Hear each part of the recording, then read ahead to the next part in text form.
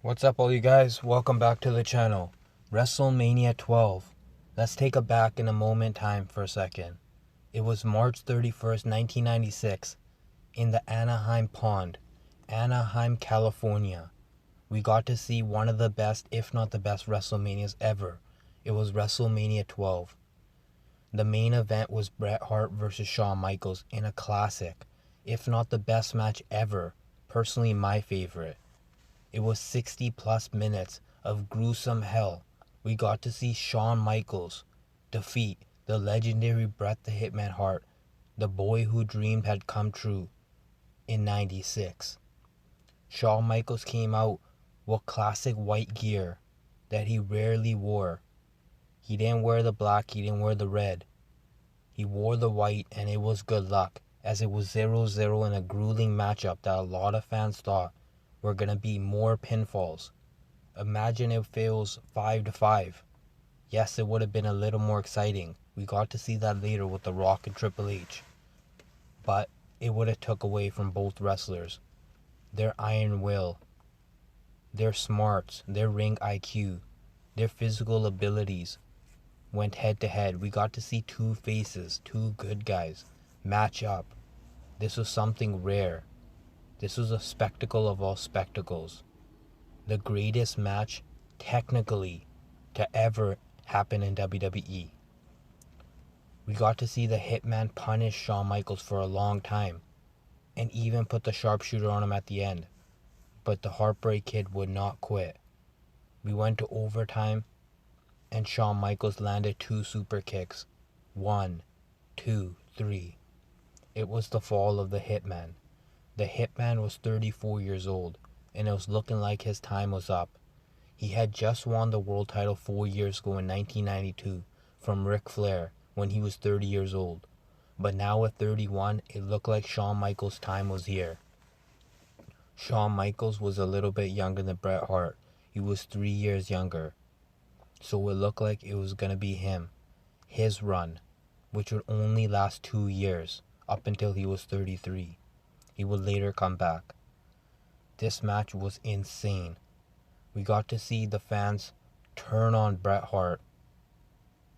We saw a lot of women, little girls, young men go towards Shawn Michaels.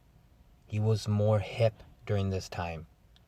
He was more out there. Bret Hart was a little reserved and laid back. That style was being overplayed. It was old school times for Bret Hart and new for Shawn Michaels. In the co-main event, we had Diesel, Kevin Nash taking on The Undertaker. This would be a classic matchup between two heavyweights. It was going to be a slow matchup. Both men were close to 7 feet tall. This was a crazy match. Kevin Nash is a little bit older. He's been in the wrestling game a little bit longer. But it was Undertaker's time. Undertaker wins. Wow. And Diesel leaves for WCW, World Championship Wrestling. After that, we would never see him again.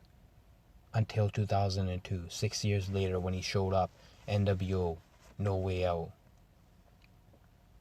What do you guys think about the co-main event?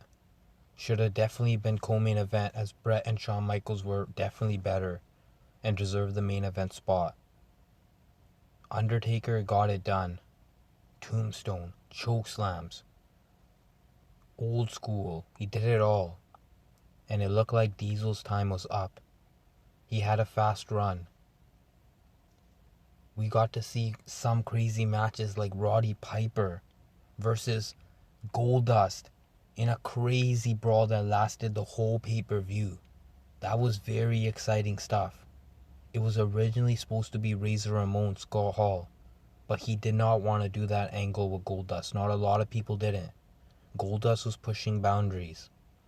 We got to see Goldust versus Roddy Piper outside, in a vehicle, hit by a vehicle, then in the ring. What an exciting time it was for wrestling. We got to see the return of the Ultimate Warrior, the legend. He was still bigger than Bret Hart and Shawn Michaels this time. I wouldn't be surprised if he was a replacement for the main event. Could you imagine him losing to Shawn Michaels? Passing the torch? His time was up. He was being washed up a little bit. The fans were getting past him, but they still remembered him. You could look at the looks fans had. You could hear the cheers and see they loved Ultimate Warrior. To this day, he was a fan favorite. The fans yearned for Ultimate Warrior when he returned, but he wasn't the same as before. He wasn't that same man. He was a little bit older. He was from a different generation, but he faced Triple H, Hunter Hearst Helmsley in a squash match. He took the pedigree, acted like nothing happened, and hit the Warrior Slam for all his Warriors. 1, 2, 3. What an excellent showcasing WrestleMania 12 was for the Ultimate Warrior to return in 96. I believe he was away from the ring for 4 years. 1992.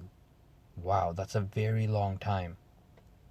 Ultimate Warrior definitely got in great shape and had a quick run before he left again. We had the British Bulldog, Owen Hart, and Vader, the ultimate Jim Cornette heels, taking on Jake the Snake, Ahmed Johnson, and Psycho Sid. What an incredible 3-on-3 matchup this was to start off the show. British Bulldog with his power, one half of the best tag team champions ever with Owen Hart, the younger brother Bret Hart, his technical skill, the Black Heart, the King of Hearts, would reign. This was an insane matchup, folks.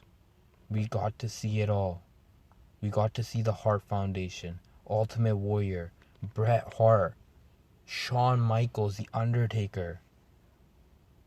What a crazy show it was, though it was in a small arena in California, United States. Wrestling drew low numbers this time, but still they got it done. After this, the NWO would be born, and wrestling would be changed forever. Tell me what you guys think about WrestleMania 12. Was it one of your favorite WrestleManias? Did you guys not like it for some reason? Leave a comment down below. Your comment will be seen by every wrestling fan that watches this channel. Make sure to like and subscribe, guys. It'll really help. Thank you for watching. Have a great day. Wow.